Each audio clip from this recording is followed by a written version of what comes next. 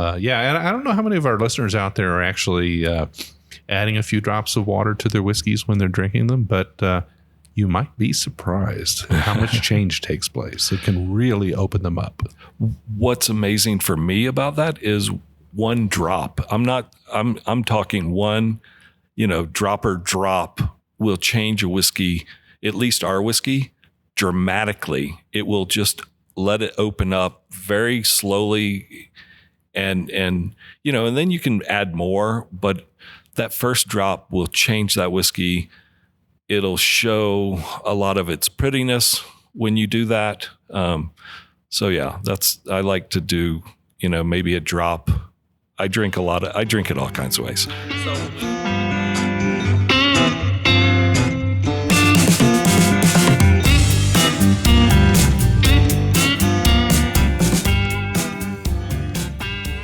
Hello, friends, and welcome back to another episode of the Bourbon Road Podcast. I'm your host, Jim Shannon.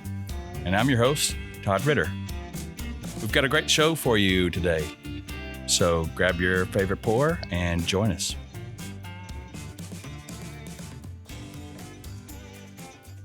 Hello, listeners, and welcome back to another episode of the Bourbon Road Podcast. I'm your host, Jim Shannon, and today we are once again on the road. We have traveled west.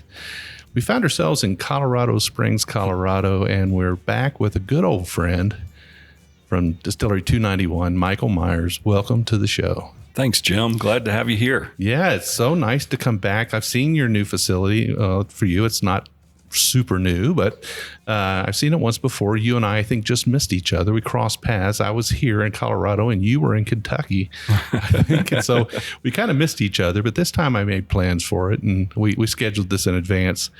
This is a great day outside. It's beautiful. It's a good day to drink whiskey, and it's certainly a good day to share whiskey with a good friend. So welcome back. Yeah, thank you. Welcome to Colorado and Colorado Springs. And yeah, it's a little warm out there, but it's a beautiful day. It's a really pretty Colorado day. Yeah, it absolutely is. Well, Michael, you're the founding distiller and CEO of Distillery 291.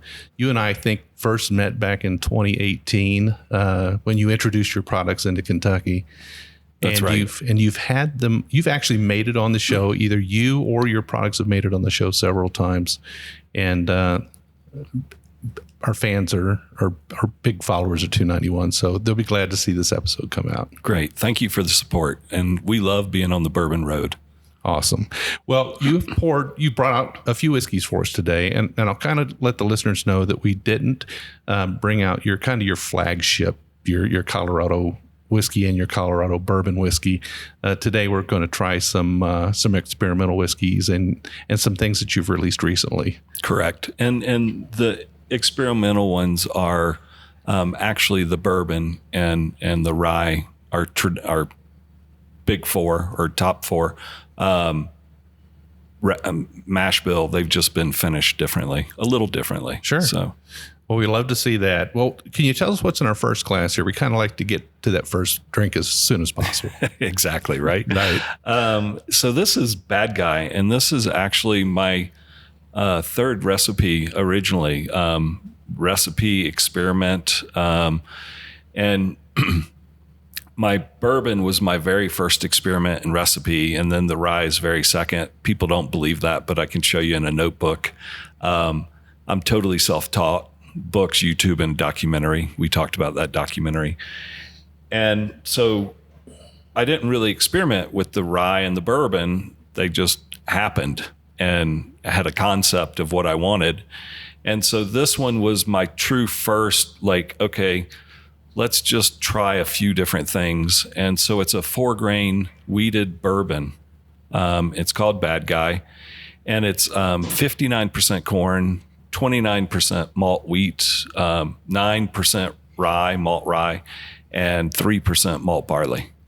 And that the malted rye kind of plays a big part in several of your expressions, but malted grains are important to you and what you do. Malted grains are important to me. And this one doesn't have that much rye in it, which is kind of shocking for my whiskeys, because usually like my traditional rye is 61% malt rye, 39% corn, and the bourbon is 80% corn, 19% malt rye, 1% malt barley. So 9% is really low. I just like what malt does. And I haven't really thought about this that much, but when I was a kid, instead of a milkshake, I wanted a malt all the time. And maybe it's because of the sweetness. To me, malted grains are a little sweeter than raw grains. So, well, I can tell you that they're gaining great popularity. Malted grains are really gaining a lot of popularity in the U.S. And those distillers that have used them for some time and gained that expertise in working with them have a little bit of an advantage over the others, I think. I like to think so, because we've been doing it from day one, so 13 years. Wow. Your whiskeys just always have such an impactful nose on them. They're I'm not going to say they're easily identifiable as 291, but they're definitely unique. And Aspen staves touch everything you make, right? They do. Yeah. They do, except for White Dog that we make, 291 Colorado rye whiskey White Dog. That's the only thing that doesn't go across Aspen at some point. And what do you think Aspen brings to it? I'm sort of not really tasting it yet. I'm nosing it, but I'm trying to identify that Aspen note. Is it that freshness that I'm getting there? That little bit of that nutty freshness? Maybe. For me, it's adds a little spice. It doesn't change the whiskey that much. A lot of people think it does. I think the malted grains and the yeast we use and my still that I designed and have fabricated here in the Springs, that's where most of my flavor comes from that's so different. If you're in Colorado at a campfire, it's usually an aspen fire, and that's what a lot of people pick up on. They notice that note in the nose. Those people who have that memory, yes, I would say. Exactly. All right, well, cheers. Cheers.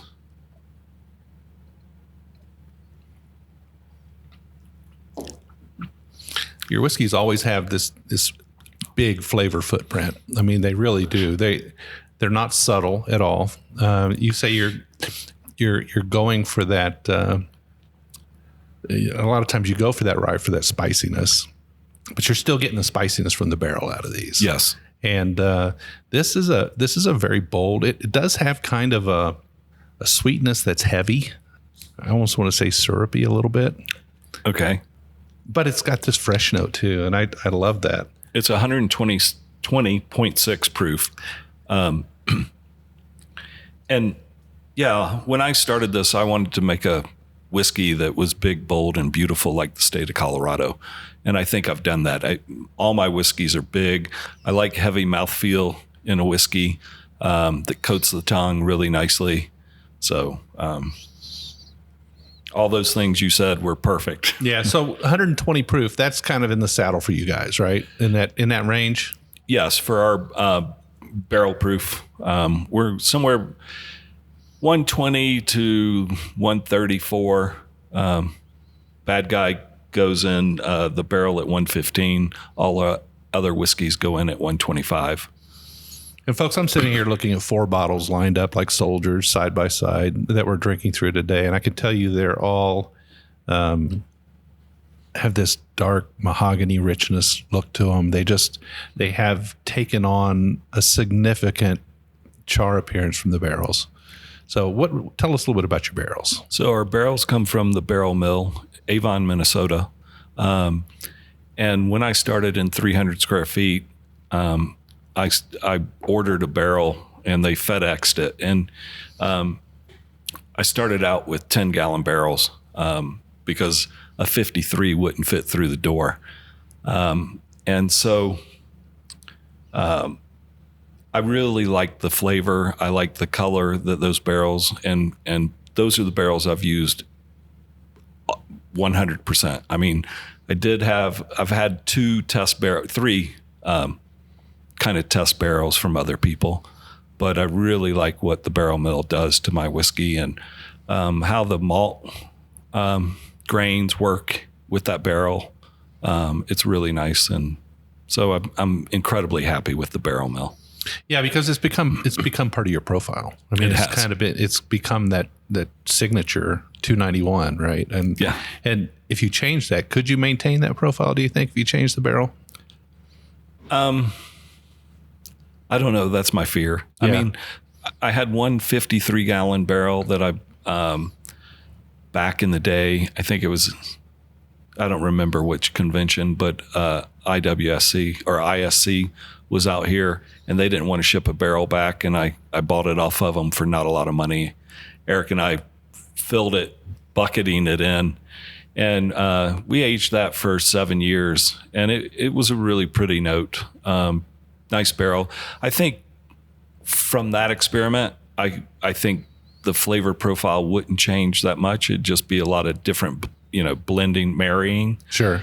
But other ones are just not my cup of tea. Well, this definitely settles in for a big chest hug.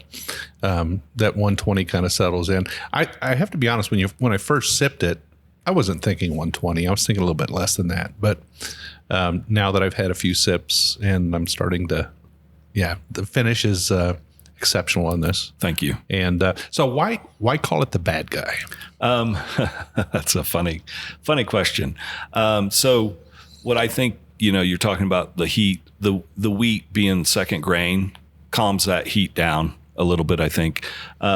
Wheat is soft. And so that's what's nice about this whiskey, because it's so big to start with.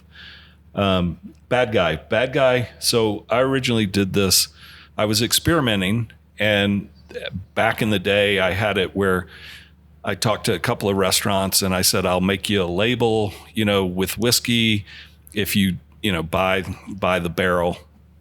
And so I, with this one restaurant, I did this, and we were hammering the bung, and he got a phone call from his son that was like 4. And we were talking about, the whiskey, and he was telling him what he was doing. And he said something, the son was like, something about bad guy. And I was like, oh, that's an amazing name. Oh, yeah. And I wrote it on the barrel. And so when it was done and we were to harvest it, I called the guy up and I said, so we got to build a label for this. What are you thinking calling it? And he goes, I don't know, this or that. And I said, well, bad guy came up that day, and I think that's what you should call it. And he kind of fought me on it. Oh, did he? He did.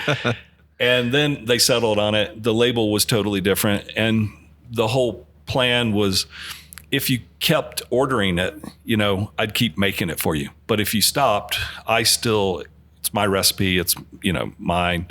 I could make it. And I waited. They went through the barrel pretty quickly, and I waited a couple of years before I ever made it again. And they got mad. And so, but the label's different. And it's a really good whiskey. It's scored really high a couple of places. Yeah, and you go back to the nose on it. It does have this great syrupy note to it for me. That I don't know. You said the wheat kind of softens it up a little bit, and wheat tends to do that. Sort of softens up the front of the palate a little bit. It's got a great sweetness to it, though. Yeah. And what's the age on this? This one I asked earlier, right? 2.5 years. Okay. So you're able to develop some pretty bold and intense flavors here in a relatively 2.5 years, relatively short period of time. Colorado weather has a lot to do with that, I'm sure. I think so. The weather, my grains, from day one, it's been that way. And it's been really nice. The awards I've won on my whiskeys have been amazing. Over the last 13 years, I was in 300 square feet for about 3 years. So not really a real business. I was selling it, but not really. I could make 60 gallons a month. Then moved into 7,000 square feet. Now, which you pointed out, we're in a 26,000 square foot place now that it's amazing to be this big. when I was in 300 square feet, my fermentation tanks were 55-gallon Pepsi drums. And now my fermentation's 1,500-gallon, wooden tanks, and my stripping still's 1,500 gallons. So yeah, everything's 3 times pot distilled. Well, we want to make sure our new listeners have a little bit of the story, because you have such an interesting and unique story on how you got into the business. I think it was in episode 25 we had you on, and we kind of really broke it down and talked about it in detail. But I think for our new listeners, we'd like to hear that comeuppance again. How did you manage to go from New York City to Colorado, going from being one thing to another? Love to hear that story again. Yeah, I'll give you the elevator pitch. There you go. So it's a little quicker. But yeah, I was a fashion and beauty photographer in New York, and 9/11 changed my life. I lived 3 blocks from the World Trade Center, was there that day, and came to Colorado. My ex-wife's parents lived here, and commuted back, and just got to a point where I needed to do something different and stay closer to home. And so I was flying back from Vanity Fair shoot in August 2010 and read an article about the guy that created Hendrick's Gin and Sailor Jerry, and thought I could brand a whiskey. I didn't really know anything about the whiskey business at all. I grew up in Georgia and then had a family farm in Tennessee, and the farm is in Flat Creek, Tennessee, in between Jack Daniels and George Dickel. So around whiskey a little bit. And somebody said, why don't you try and make it? And I was like, well, I'm from Georgia. They make it in the woods. How hard could it be? So like I said, I'm self-taught, books, YouTube, and documentary. Built my own still. My original still is a 45-gallon still that's built out of photogravure plates. So a flat copper plate, you chemically etch an image, you ink the plate, run it through a press with a piece of paper, you get an inked photograph. So I took those plates, had them water jet cut, the pattern, and then rolled them through a metal roller with another guy, and then another person TIG welded it together for me. And I had a barrel as a thump keg for that, and I had a 55-gallon stainless steel drum with a column on it from one of those plates for my stripping still, and everything is very reminiscent of that to this day. Everything's built to those specs, just larger. And self-taught, and I won the Whiskey Bible. Gave me my rye whiskey barrel number 2 94 points, and then the bad guy barrel number 1 got 95.5 points, and their highest score is 97.5. So there's your validation. And yeah, I was like, wow. Crazy. It's almost better sometimes. Well, I don't know if I've never done it myself, but I would imagine that for you to find your own path through self-study, you weren't overly influenced by any one particular style or whatever. You just found your own way. And maybe that's one of the reasons your products are so unique, is that you didn't follow a pattern. I mean, yeah, you saw Popcorn Sutton doing it, right? But, right. But you kind of found your own way. I did. Built your own still, and blazed a new trail in Colorado whiskey. Thank you. Yeah. I as a photographer, I went to school for it, studied it, assisted, and there was a time where people would come up with their Polaroids, more or less, and show them to Calvin Klein or something, and have an in or whatever, and they would get a huge campaign. And so when it came to making whiskey, I was like, I'm going to be one of them. I'm going to be somebody that doesn't know what the industry is about, and I'm going to make really good whiskey, or at least try. And luckily, right off the bat, the bourbon and the rye both did really well. A friend of mine used the White Dog to make a White Manhattan. Early on, I knew it was good when it came off the still, and knew that the barrel would just make it more like whiskey, better. And so that was very validating. I think if it hadn't done that, it would have been a lot harder to keep going. Well, I'm going to ask something of you right now. It's kind of out of the ordinary. It's not something I normally do. But I'm going to ask you if you would be willing to do a show in the future on tasting and sort of evaluating White Dog whiskeys, because it's something that I think our listeners are interested in, and they can't, as a casual bourbon drinker or a casual rye drinker, it's hard to put together. This is White Dog. This is what it tastes like. How do I know it's going to be good later? How do you know that? And you seem to have the ability to do that. You have that knack for tasting unaged whiskeys and being able to tell if they're good to go on the barrel or not. Is that something you'd want to do in the future at some point? Thank you for that compliment. And yes, I would love to. I do. If the White Dog's not good, your whiskey's going to be okay or not good. But when the White Dog comes off the still and it's stellar, that you have something special. There's very few distilleries that market their White Dog. There's a few, and you're one of them. And you have to be very confident in what you do to do that, because the barrel can enhance a whiskey significantly, right? Correct. It obviously does. That's what makes bourbon and rye whiskey so popular, American whiskeys.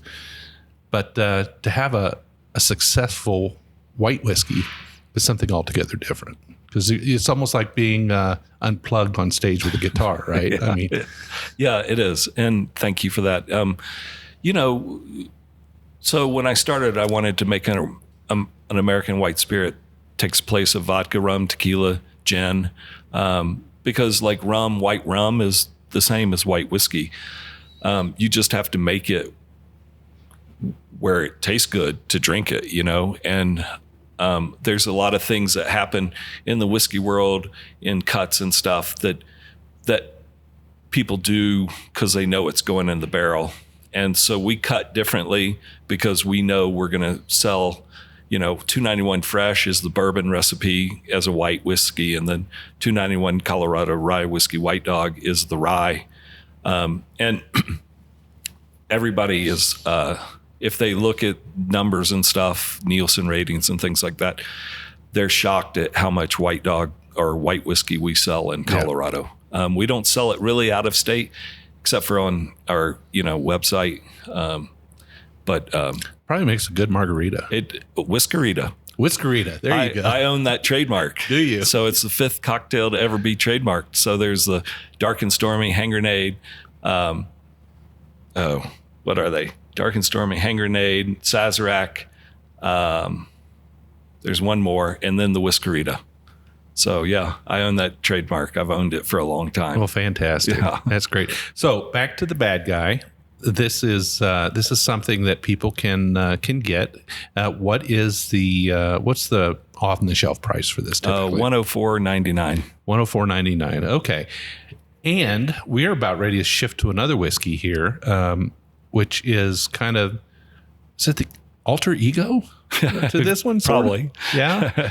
So yeah, good guy. The good guy. So we drank the bad guy. Yep. Fantastic whiskey, by the way. Wonderful whiskey. I love sniffing on the empty glass. It just gives you such a nose. Really, there's nothing to hide when you nose an empty glass. That is true. You can taste everything that you're supposed to, or you can smell everything you're supposed to taste when you drink a whiskey, down to as it finally dries out, you taste or smell the tails. Right. And I love that about, you don't even have to put it in your mouth. You can smell every note that you're supposed to as the glass dries. Oh, I love that. You can smell the tails. And our listeners are thinking right now, what's a tail smell like? Well, maybe we can talk about that in the future. When Dirty water. Dirty water. Murky water. Okay. So we're moving on. We have the good guy now in our glass. Yeah. So good guy is the complete opposite of bad guy, obviously. I had never heard of a 4-grain rye whiskey. Only, a lot of different ryes, but never 4-grain and never wheated. And so quite a few years back, I wanted to do this one and make it a rye whiskey that's wheated. So it's the same recipe numbers. So 59% rye malt and then 29% wheat, 9% corn, and then 3% malt barley. Wow. 4 grain, but really kind of a wheated rye. It is a wheated rye. Yeah. It's very much so. Fantastic. Let's check it out. Cheers. Cheers. Oh, and yeah, the nose is totally different from the Good Guy. A lot more spicy floral notes to it. But what's the proof on this? Is it? So Guess. Let me guess. Yeah. I just nosed it, and I'm getting that nose is giving me a little bit of an indication of the proof. But I'm going to taste it. Cheers. Cheers.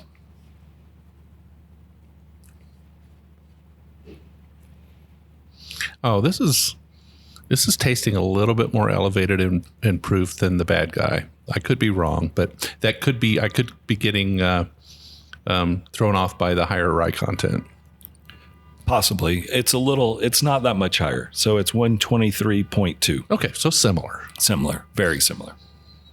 Wow, it is a different pour altogether, though. I won't call it like polar opposite, but definitely different. Well, it's a really good whiskey. Yeah, it's a really good whiskey. It's not going to be opposite because Bad Guy's a really good whiskey too. Yeah. But I know what you mean.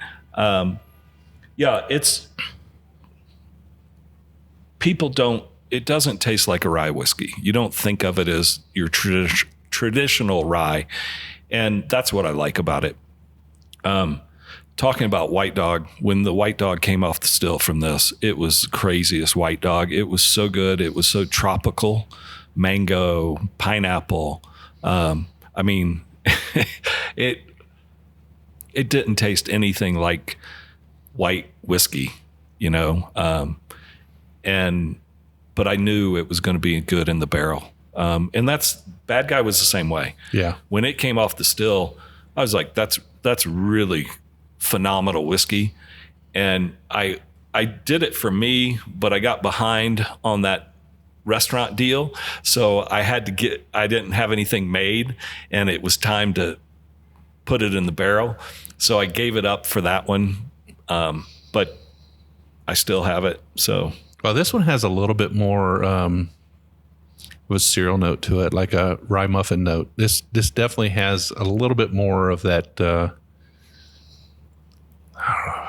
It's not quite a warm bread kind of thing, but like it is buttery. It does have this nice spice kick to it. But I would say definitely a rye muffin, maybe a little bit more on the dark rye side. Do you use any particular type of rye? I use a German rye malt. Okay. That mainly comes from when I started Colorado. Nobody was malting rye. And so they had German rye malt. So I started using that. I have used Colorado rye malt. We talked about this, all rye. 50% is German rye malt, 50% is Colorado rye malt. This one, I like the German rye malt. That's what we had, and that's what we used. Maybe a E will come out one day, and it'll be Colorado rye malt instead of the German. Well, you mentioned the all rye in passing there, and we have had it on the show before. It's certainly one of my favorites. That is your 100% malted rye whiskey. It is. And it is absolutely phenomenal. It's a wonderful whiskey. We actually highlighted that. I'm going to guess at the episode number here, but I think it was about 286. So it was you only have to go back about 15 episodes, I guess, to see that one or hear about that one. But we did an exploration of malted ryes. Yeah, 386. 380. Did I say 286? You did. Oh my goodness. No, guys, we're almost to 400 here. So 386. That's right. So, so absolutely one of my faves. We're not drinking it today on the show, but since you mentioned it, I wanted to highlight it a little bit more. Thank you. Yeah, it was Maxim Magazine's 2023 Rye Whiskey of the Year. Yeah. It's done really well. It's a really different, nice rye whiskey. Now, you've got a saying, it's all rye, all rye, all rye. Is this sort of a throwback to Matthew McConaughey? It is. Pretty cool stuff. And I trademarked that as well. Yeah. So, so with when I started 291, I looked at Buffalo Trace a lot of what they did and how they did things. And they did a lot of experimenting that I knew of. You know, other people, I'm sure, experiment, but Buffalo Trace really talks about it a lot. Sure. So I kind of wanted to do that and came up with E. And so we have an E line, which means experimental, and every batch is completely different. And that all rye originally was batch 3 of the E. It was 100% rye malt from Germany. It wasn't 50-50. And so I wanted to make it again and put its own label. And so that's where that came from. And we did an experiment of the 2 different rye malts, and we liked things about both of them, and then put them together, you know, as a test, and it just rounded out the whiskey so nicely. So that's how that came about. Fantastic. Well, this one here, it does drink its proof for me. It's really good though. But it is, I'm a little bit more of a rye guy. I get the sense that you are too. I am. So this for me kind of hits my sweet spot. Just like a little bit more of that rye in there. But it's a wonderful mash bill. It's a wonderful. Thank you. So this one is priced similarly to the Bad Guy? This one's not. This one came out. This one is, I believe there's 2 batches that equal about 1,000 bottles. Okay. So this is a lower release. Yeah. And, we haven't made any more of it at the moment. We're going to. So it's at least 2 years out before it comes out again. So this one sits on the shelf for $149.99. And it is available today. It is available. It's on our website. Also, Sealbox. I think they may not have brought it in, Okay. but it is on our website, and that's through a 3-tier fulfillment center. But okay, so if they go to distillery291.com, yep, they'll see it on there. They'll see they it can right there. They can buy it. Pops up. Yep. Excellent. Fantastic. And Bad Guy as well. Everything we're tasting it will be on the website. The 2 E's that we're going to taste are released July 4th. Okay. Well, when we get into the second half, we'll talk a little bit more about your distribution and what states people can find you in, just at their local liquor stores and restaurants and bars. But I want to continue sipping on this. Me really too. enjoy it. We've got a little bit left in our glass. We're going to take a quick break, folks. And when we come back, more about Distillery 291. And we're going to dive into their experimental series just a little bit. So stick around.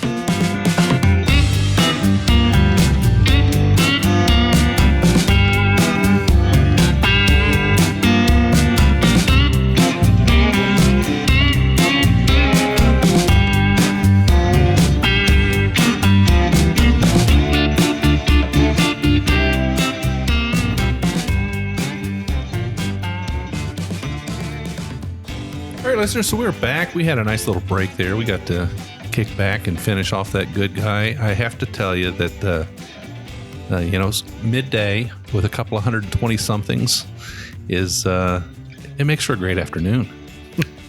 Yes, it does.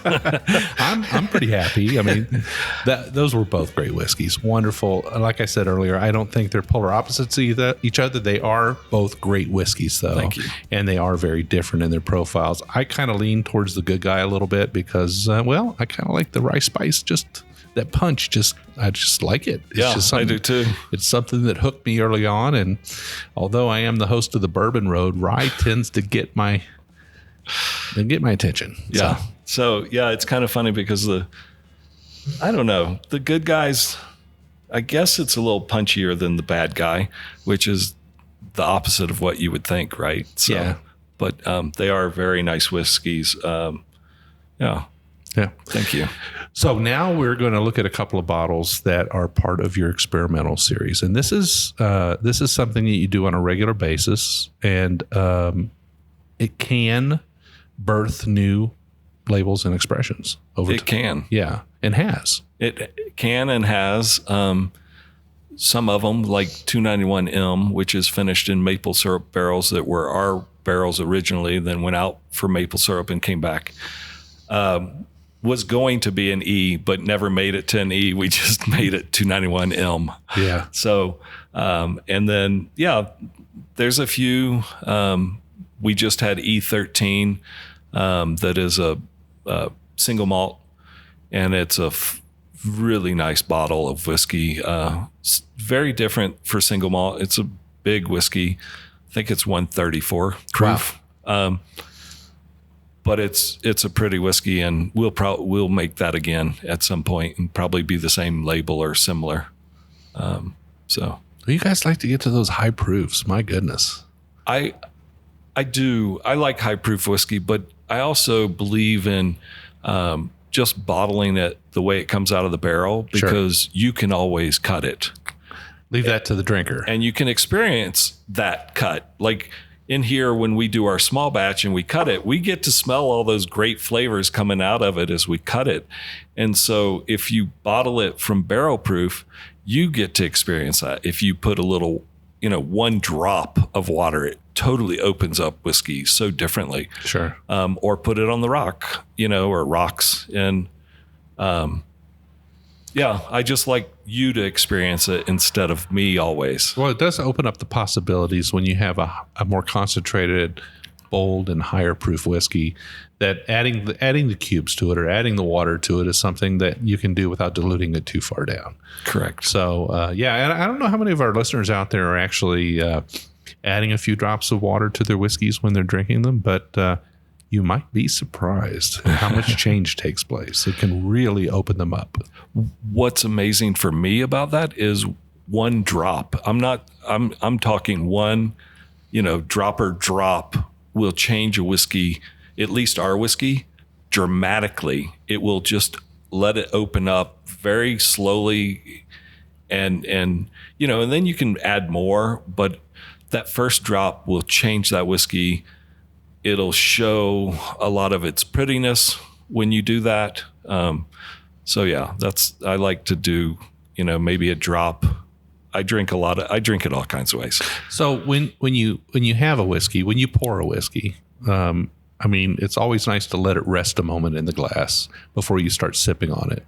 But how long do you allow it to rest once you get that drop added and you kind of swirl it to mix it? How long should you? Not long. It changes really quickly. Yeah. But it doesn't change. It doesn't go past, right? If you put a few drops or really cut it, put ice cubes, the whiskey can, open up, and then it's still good, but it opens way up and very different. But if you put that 1 drop in, it just releases it just a little bit. But it's like, people don't know that about whiskey. It's like wine, red wine, about opening the bottle, letting it breathe a little bit. Mm-hmm. Oxidation happening really makes whiskey shine. And if you ever have a glass of whiskey in bed before you go to sleep, we've all, people that do that, put it down. And if there's still a little whiskey in there, I'm not saying, clean glass or dry, but some whiskey in the bottom of it, by the next morning, it's all dried out and you can smell the notes and stuff. And a little brown spot in the bottom. Exactly. A little more than that, but yeah. Letting whiskey open really helps a lot. Sure. So. Okay. So what's in our first glass of the second half here? So this experiment, I can do, I have all kinds of things. I kind of try to do experiments that no other company's doing. I'm not big on finishing in a port barrel. I've never done that. There's so many people that do that all the time. And maybe one day I'll do that, but I just have other ideas and things. And usually it's around mash bill or finishing. We had a whiskey that we finished, bourbon in, girlfriend at the time was making cherry and peach wine.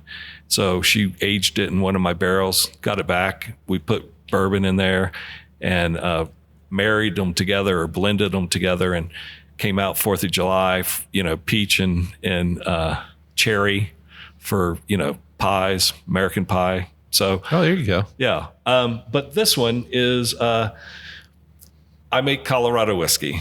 And, you know, everybody compares my whiskey to Kentucky whiskey or Tennessee whiskey. And I was like, I wonder if I, you know, buy some used Kentucky barrels, rye and bourbon barrels, and finish my whiskey in that. Can I get a note of Kentucky in my whiskey just to see? And it's not as apparent as I would like it to be there. So we've aged it. We finished it for a long time. This whiskey was finished for 3.5 years. So this is a long time in that secondary barrel. Yeah. Wow. 53-gallon barrels. The whiskey was 1.5 or 2 years old before we put it in there. And it's got really pretty color, as you can see. And they're interesting. They're really, this is the rye. E14 is my rye. So 61% malt rye, 39% corn. Our traditional flagship rye, harvested and then put at barrel proof into the big 53-gallon barrels for about 3.5 years. Fantastic. Checking it out. And to me, on the nose, there is a little Kentucky. I do get that. I was gonna say, should I take a shot at the distillery? But that would be a foolish effort. It would, because I couldn't tell you if you were right or wrong. Then I'm guaranteed to be right. Oh, but it does have a really nice sort of traditional bourbon note to it on the nose. So this would be, so what category is this? And this would be an American.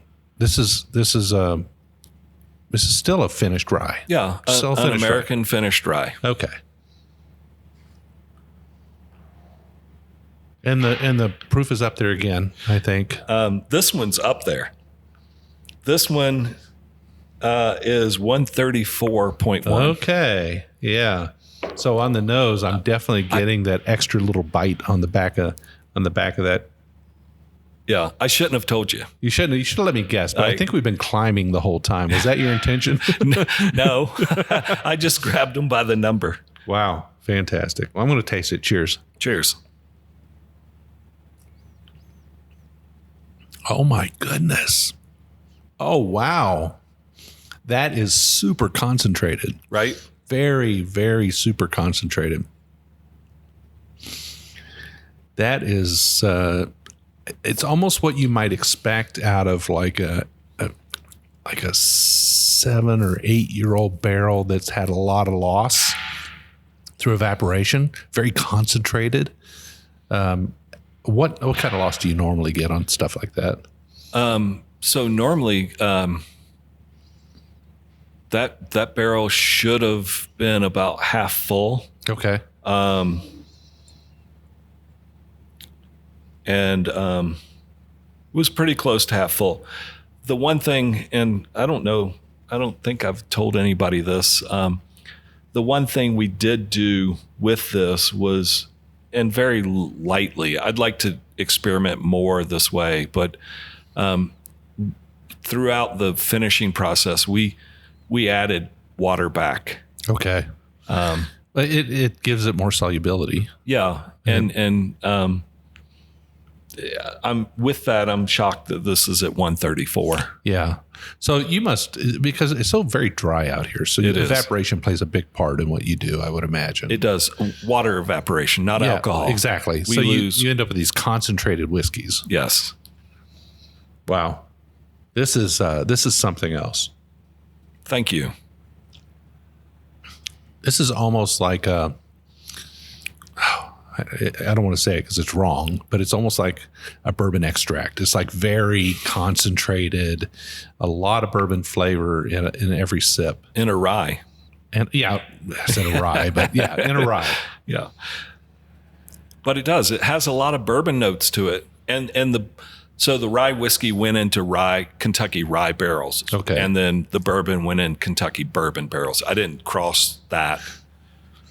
But the sweetness that came out of the barrel, you probably, with the addition of that water, were able to pull some things out of that barrel that were not pulled out by the first batch. That's what I think. Yeah. And yeah, it's a really, for me, it's a really pretty whiskey. It's very subtle. It's our whiskey, but it's not as big as our rye whiskey usually is. Mm-hmm. It's a little softer, which is interesting and special. Yeah, this has a nice, a little bit, like I said, I kind of would, if I were drinking this, I would guess it to be about a 7-year-old whiskey, I think, because the oak influence is a little more evident in this than I see in some of the others. Not so much of the new oak flavor in this, more of the older, more mature oak, more aged oak. This definitely drinks. It's a powerful whiskey, but it definitely drinks older than it is. Older and softer. Yeah, surprisingly so. Yeah. Wow. Great texture. Wonderful texture. Thank you. Yeah. Oh. Definitely a rye, though. Definitely a rye. I think I could sit with this for a while. I think I could sit with this for a long time, and just it would continue to impress flavors on me. I think so too. It's interesting because it's been bottled over the last couple of weeks, and prior to that, I probably tasted this maybe a month, maybe even 6 weeks ago, and tasting it again. I've, drank Good Guy and different things that we've been tasting, and coming back to this, I'm really impressed with it. And, it's kind of nice to, come back and go, oh, that is really, really special. Because it's such a subtle thing to think about finishing with, right? You just wouldn't think using Kentucky barrels would change the Colorado whiskey this way. And so it's a nice, it could have been blah, and it really finished nicely. Yeah. So what do you think about where Colorado is today in the whiskey world? Because it's totally different today than it was when you started. It is. Colorado's doing some amazing things in the whiskey world. The interesting thing that I see happening at the moment with distribution and stuff like that, there's this, and maybe it's because of geographic, but it kind of seems like there was this expansion of craft, and that's been all over, and it's, the expansion is kind of shrinking back in a way, and there's kind of this where these brands are, more southern brands, Kentucky, Georgia, whiskey brands that are made in that area and stuff. And then there's the Western brands that are made. And there's this divide where they've, there's a lot more in distribution, different states and stuff. There's a lot more of, the southern ones in the southern states, which kind of makes sense, but that wasn't the case a few years ago. Everybody was everywhere. And the Western is kind of, people are taking the Western whiskey more in California and the West. So there's this kind of weird divide, that runs up through probably Arkansas to Chicago, where at least that's how I see it. And maybe I'm, I think you're right on. I think you're right on. In fact, I see the same thing too. We did a show, I don't know, 6 months or a year ago. I don't remember how long it's been, but we used ChatGPT, and we built out a bunch of data and fed it into ChatGPT and asked it some questions, and it drew parallels between what's happening, what will happen in the craft whiskey industry based on what happened in the craft brewing industry, which was this big explosion in the national craft brands that eventually shrank back down to regional brands. So I think it's true. I think Texas and Colorado and California, the Northwest, Washington, right, certainly Kentucky, and then the South. they all seem to have their unique flavor profiles that kind of lend to the area they're from. Right. And people are inherently loyal to their brands, particularly those that are from, their region. Yeah. Yeah. And we are seeing a shrinking overall. And what's happening are some of the brands that maybe weren't as successful in what they were doing are kind of falling off. Right. But the ones that were really good and really excelled at their craft are strengthening. I agree. And I think also, I kind of feel like the brands that make it from scratch have grown a little more than, a few years ago. It was a lot more about, sourced whiskey that was finished differently or put in barrels aged differently, but not made at the distillery. I think there's a change in that. I think there's a shift there. We have some amazing whiskeys here that are made from scratch. Talnua makes American single malt, and Wonderful. they're amazing whiskey, and they're pretty much local. They don't go out of the state, even though their labels are beautiful and look like they should. And then Laws and Old Elk and Deer Hammer, and sorry friends if I forgot anybody that's in Colorado. Leopold, yeah. Yep. I always forget Leopold. And Todd's that's quite the craftsman. Todd is an amazing craftsman and an amazing friend. I actually have a bottle on my desk right now that I haven't opened that I bought online. It was finished, and it's 8-year-old bourbon, I believe, and excited to open that and taste it. But yeah, we have a Colorado camaraderie. We also did a wheated whiskey that all these distilleries came together, distilled a certain mash bill, and put it all together, aged it at Laws, and then bottled it and to raise money, and that went really well. That's the one thing I like about the whiskey industry is, whether it's Kentucky, Colorado, whatever, how old, new, everybody's out to help each other, or almost everybody, and that's a special thing. Yeah, I think so. Yeah. I think so. They weren't around when you were starting up, but now you can bounce ideas off each other and talk about processes and maturation and all those things, and learn a little bit from each other. Yeah, and Jake Norris, Stranahan's.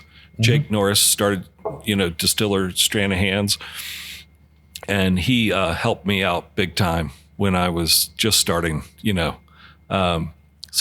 been a lot of people. Boulder Spirits, they're doing really nice single malt. I got to keep thinking. There are some single malts out here. There are. So I imagine I've had one of your single malts before that is just. Well, Stranahan's was first American single malt. Yeah. Pretty much. So kind of blazed the trail. Yeah. But E13, that single malt, we've had a couple in the E line, but E13 was very special. It was 4 years old. Yeah. Really pretty whiskey. Yeah. So I'm looking forward to the day when we can taste a regular expression of single malt from you. I'm sure it's down the road a bit, but I'm looking forward to it. Me too. And it is down the road. I plan on making some soon, and really making it regularly. Yeah. I see single malts really becoming both the single malts and the malted rye, the 100% malted rye, becoming extremely popular in the U.S. And it's the only way we're going to attack the Scottish market, right? The Scotch market, and be successful in the U.S. is through malted whiskeys. So I'm looking forward to it. So we have one more if we still have time.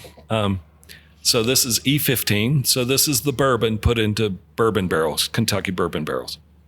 All right. So the nose is a little more subdued on this one. Wow. I'm getting a little bit more of like a sassafras, kind of a root beer note on that. Have you heard that before? Yeah. Yeah. So, but this one again is got a bit of proof to it.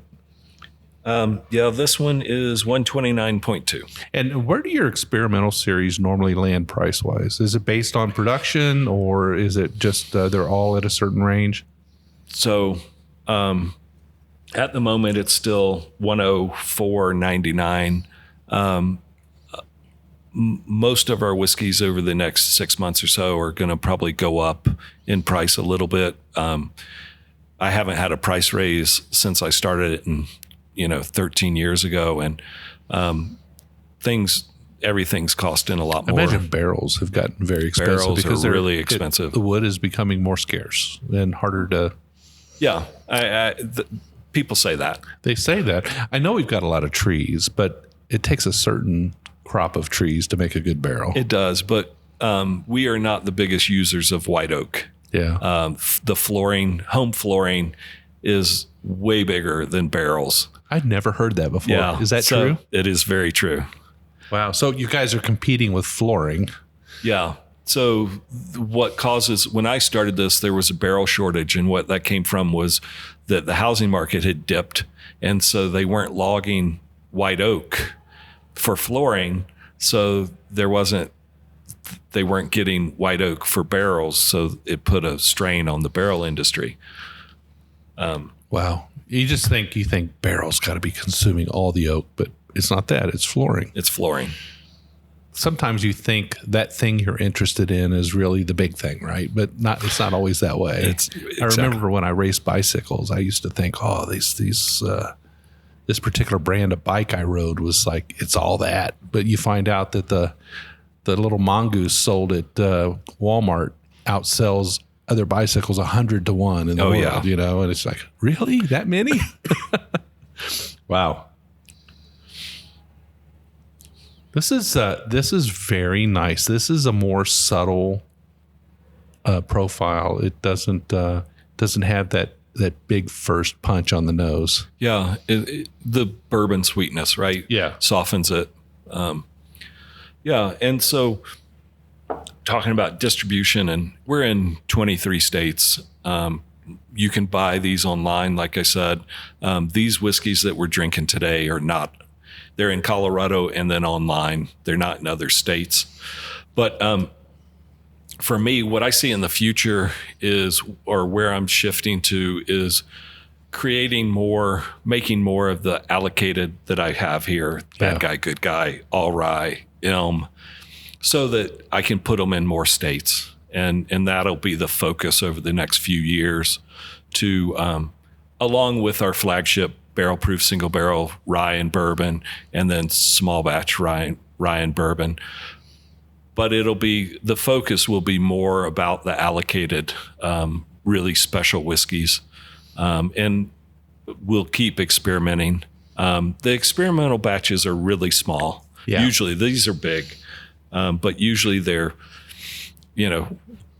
could be 160 bottles, could be, we've had a couple one that was at 1,000 bottles, which is tiny. Think about spreading 1,000 bottles over the United States. 1 to 5 barrels typically. Yeah. Okay. So, so that's, So is there a way for people to know when this happens? How do they know when 291 is releasing an E-Series? So get on our email list, go to our website, sign up for the email list, and we let everybody know, with a press release or whatever. The press gets bottles to taste and rate and competitions and stuff like that. Right. But follow us on, 291, our Distillery 291 Instagram, Facebook, all the platforms. Yeah. They're fantastic. So, how many releases a year? Because we've talked about all this stuff, but what do you do? Is it like a dozen releases a year? No, it changes. There's no not time or reason. Rhyme or reason is what I was looking for. We release it when it's good, or where we feel it's really good. Sure. There's E's come out sometimes. This year we've had 3 E's. We probably won't have another E until next year. Bad Guy comes out every October. Good Guy came out for Father's Day.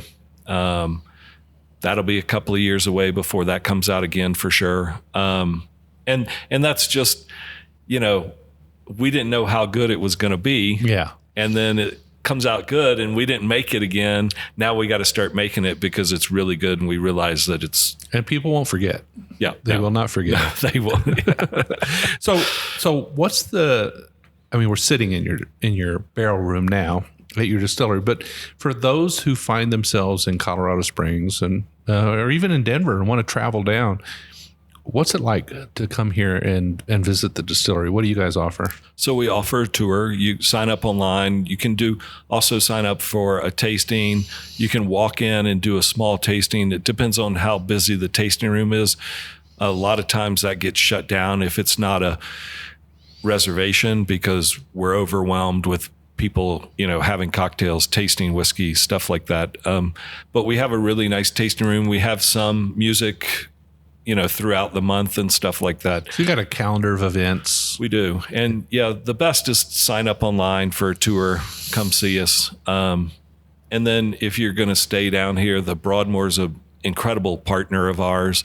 They sell a ton of our whiskey, and very knowledgeable about it. And they have a lot of different whiskeys there too, but not like us. And then there's a bar downtown, Cork and Cask, that has every whiskey that's ever been sold almost. And then a ton of ours, special releases, things that we don't even have at the distillery anymore that they've sat on and, priced them where it's a little tough to, buy a few shots, but you can taste one or two. So the Broadmoor is a good choice then if somebody wants to come and really experience the area at an elevated kind of experience. Exactly. Taste through a few of your bottles without having to buy a whole bottle, and then they can decide which one is the one and go out and come over here to the distillery and pick it up or go out in town and get it. Exactly. Yeah. And we, full support of all our liquor stores. They've got bottles on the shelf and stuff like that. And and there's like Kingship Landings, another hotel, or the Mining Exchange, and those are a little less downtown, less priced like the Broadmoor. The Broadmoor can be a little elevated in price, but it's worth it. Old school type of hotel, 5-star, 5-diamond. Yeah. Well, I think, Colorado Springs offers a great place to have kind of a little whiskey vacation and at the same time get out and work off that whiskey by climbing a little bit, hitting the trails, Garden of the Gods, Red Rock, all those kind of places, and just have a good time. Exactly. It's a beautiful place. And I would imagine a lot of your visitors are tourists. They are. Speaking of trails, I hike 6 to 8 miles a day. Wow. In Colorado. Good for you. Last year, it averaged 6.5 miles every other day. I have 290,000 feet elevation gain. Wow. Are you on Strava? Yeah, I am. Yeah, I have to join you. Yeah, dude. It's crazy. But it's beautiful. And you just have to take care if you're coming from sea level or lower or high, a little higher. You drink too much, it's gonna kick your butt. Yeah, I had a night the other day. I've been here for a few days now, but we had a nice late evening of drinking, bourbon and bourbon cocktails, and then the next morning, I did only 3.5 miles at Bear Creek Park. Nice, and I hit a wall because I've got 700 feet. Of elevation lungs, and I'm in 6,000 to 7,000 feet. 7,000. Bear Creek. So, interesting enough, Colorado Springs, the marker says 6,035 feet. Yeah. And that's the highest point in the Blue Ridge Mountains. Yeah. Same elevation, but Bear Creek's a little up the mountain, so you're closer to 7,000. And all humans are not created equal. So for me, it was a tough day. My wife did just fine. Awesome. But for me, I was like, I hit a wall, and we just had to take it easy. Yeah. And that's an important fact, is that you need to take it easy when you get out here. If you're from the east and you're not used to the elevation, you can overstress that heart real quick. Yes, and hydration is a big thing. Drink enough water to where you feel like you're going to throw up, and you'll get through the altitude stuff usually. All right, But, I'm a novice. That's exactly what I did wrong, I'm sure. You have to drink water. So where, like the dog park of Bear Creek or The dog park, then you go a little bit further up. Section 16? Then there's a neighborhood up on the right where they play pickleball back in there. Yep. And then on the left side of the road there, that's, what is that, 21st Street? 21st, yep. Runs out that way. The left side. There's a nice 3.5 mile loop there. Yeah, that's where cross country has their state meet. Yeah. And Penrose, that's where the Penrose Center, that's where the rodeo goes on, which is coming up right now. Yeah. But I hike, if you go west of where you're talking about into the mountains, I start there at High Drive, bottom of Bear Creek. Yeah. And go up. So out there 3, 4, 5, 6 miles and return. So 6 to 12 miles. Oh, good just for different you. things. That's going to keep that heart young and keep you in good shape. Fantastic. Yeah, I would have to be out here for a couple of weeks to acclimate. I think it takes a while to build those red blood cells up, right? Yes, it does. Well, Michael, it's been fantastic. Once again, we just had a great visit with you, and as always, we really appreciate you sharing your whiskeys with us and the stories behind them. 291 is a star. It's always been a star. You guys create whiskeys that you think are great. And Thank you. And then you just expect other people to like them. And I think a lot of companies do that, but not everybody's successful at it. I think you've been very successful. Thank you very much. Yeah, that's a nice to hear, especially self-taught and all like that. And yeah, I do. I try to make whiskey that I love to drink because I usually think people will like what I like to drink. Mm-hmm. So, well, definitely us rye guys, no doubt about it. Exactly. Well, again, thanks again, and we appreciate the hospitality. And Emily is just adorable. She's such a great asset to your company. Thank you. Yeah, I have an amazing team. Yes, all you do. My team members are amazing. Emily, especially putting on podcasts or helping to put this together. And Jim, thank you so much for coming and talking today. All right. Well, you can find the Bourbon Road podcast on all social media outlets. You can find us on Instagram, Twitter, Facebook, YouTube, Threads, TikTok. We try and do them all. We don't do them great, but we do the best we can. But every single week, it's guaranteed you're going to hear an episode from the Bourbon Road. We're going to have somebody on like Michael, who's very interesting and got great whiskeys. But, sometimes it's somebody out of the industry, somebody that just likes to drink bourbon with us. Sometimes it's a musical group or, an author or comedian. We just love to have great shows and just laugh and have a great time. Always drinking good whiskey. We hope you'll check us out every single week. Just scroll up to the top of that app you're on, hit that subscribe button. The next time we come out with a show, you'll get a notification saying Jim has dropped another one, and you can be entertained for a good hour. We're glad you were with us this week. We hope you'll join us next time, but until then, we'll see you down the Bourbon Road.